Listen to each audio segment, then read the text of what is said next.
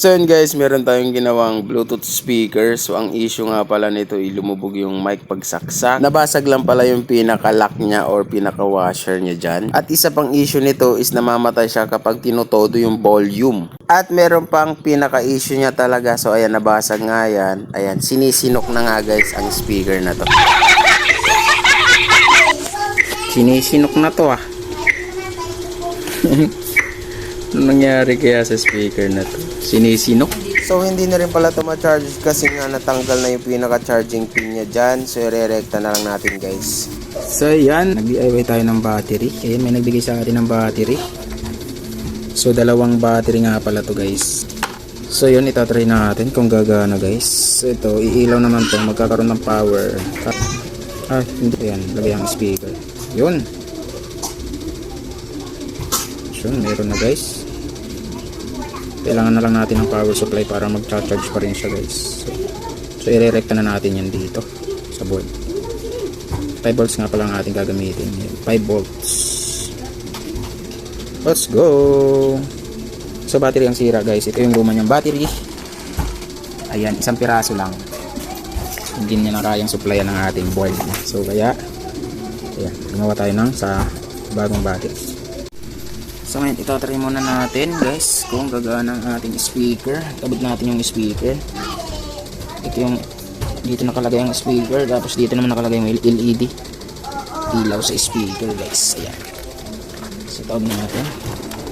Tingnan natin kung gagana guys. Yung gumana. Siyempre itatry natin yan guys kung try natin kung tutugtog. Buksan natin ang Bluetooth. Hanapin natin. Search for new device. Okay. Okay na. Tayo ng YouTube.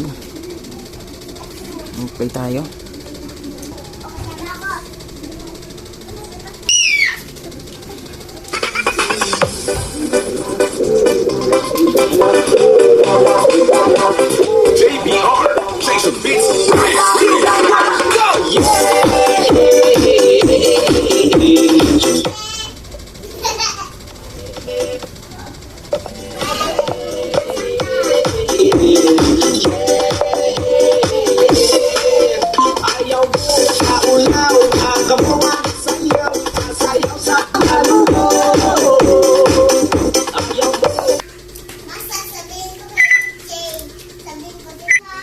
So ayan, try natin isagad yung volume kung mamamatay pa ba o hindi na.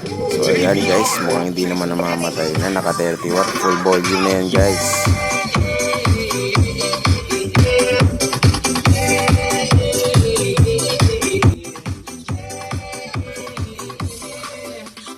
So yun guys, okay na. Mukhang mag-charge naman to at magtutuloy na siyang tumugtog. So yun, ibalik na natin. So try natin guys.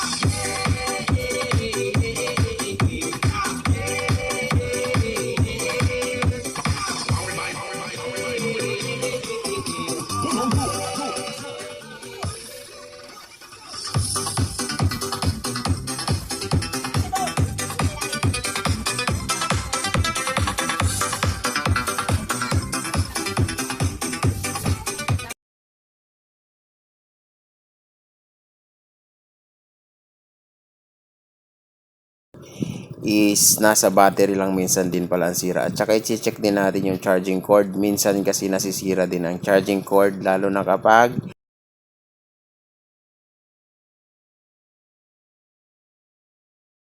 or na-overcharge. So ganun lang, salamat, peace out, ingat.